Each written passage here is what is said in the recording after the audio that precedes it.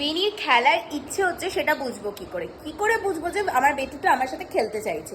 তার একটাই বোঝার উপায়, সেটা হচ্ছে এই যে দেখুন আপনারা, আমার মানে সামনে ও এইভাবে খেলনাটা ফেলে দিয়ে এইভাবে বসে আছে। এইভাবে বসে থাকার মানে হচ্ছে ও বলছে মাম্মা এটা নাও, নিয়ে এমনি করে ছোড়ো।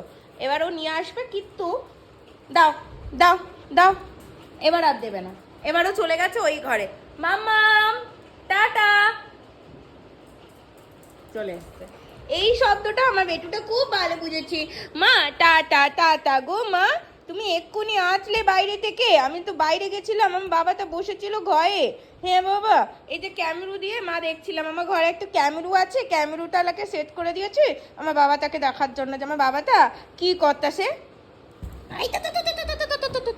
এবার ফাইট হবে, এবার মাম্মা বেটুর ফাইট হবে, মাম্মা আর বেটুর ফাইট হবে। এতদিন তোমরা সবাই দেখেছো বেটু আর পাপার ফাইট, এখন দেখবে মাম্মা আর বেটুর ফাইট।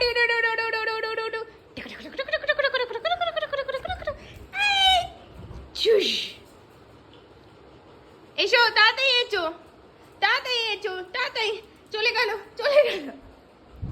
আর দেবে না খেলনা।